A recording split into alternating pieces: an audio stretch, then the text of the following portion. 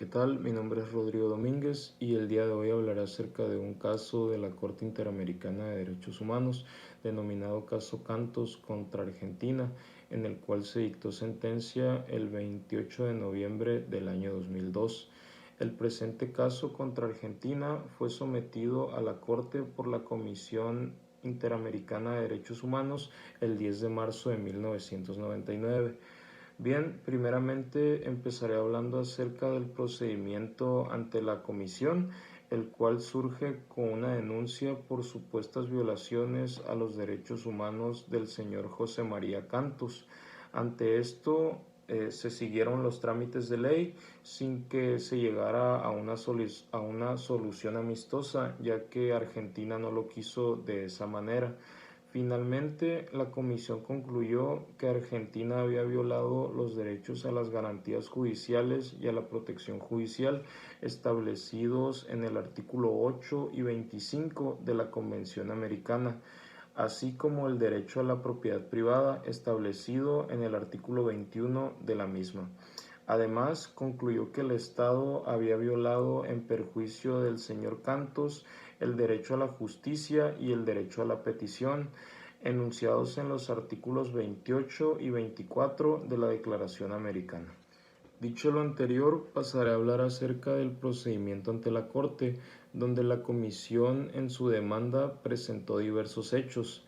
En resumen, el señor Cantos era dueño de un importante grupo empresarial, así como ser accionista en diversas empresas y ser titular de diversos bienes inmuebles. En marzo de 1972, la Dirección General de Rentas de la provincia, con base en una presunta infracción de la ley de sellos, realizó una serie de allanamientos en las dependencias administrativas del señor Cantos y secuestró todo lo referente a la documentación comercial. Como consecuencia de los allanamientos, se produjo un perjuicio económico debido a la imposibilidad de las empresas de seguir operando ante la falta de los documentos respectivos. Desde marzo de 1972, el señor Cantos planteó distintas acciones judiciales, esto en defensa de sus intereses. En consecuencia de lo anterior, el señor Cantos fue objeto de sistemáticas persecuciones y hostigamientos por parte de agentes del Estado, llegando a ser incomunicado y detenido en más de 30 ocasiones. Además, tuvo diferentes causas por diversos delitos, pero fue sobreseído en todos ellos. Tiempo después, el señor Cantos llega a un acuerdo con el gobierno, donde el gobierno reconoce una deuda hacia sus empresas. Sin embargo, el gobierno termina por no cumplir con lo que había pactado. Ante esto, el señor Cantos presenta una demanda contra dicha provincia y el Estado ante la Corte Suprema de Justicia de la Nación, la cual dictó su sentencia rechazando la demanda del señor Cantos. Además, le impuso el pago de costas del juicio. De esto se siguió con el procedimiento correspondiente ante la Corte, donde se concluyó que la sentencia dictada por la Corte Suprema quebrantó principios sustanciales del debido proceso, consagrados en los artículos 8 y 25 de la Convención Americana, los cuales nos hablan de las garantías judiciales y de la protección judicial en relación con el artículo 1.1 de la misma convención, el cual nos habla de las obligaciones que tienen los estados de respetar los derechos y libertades de las personas.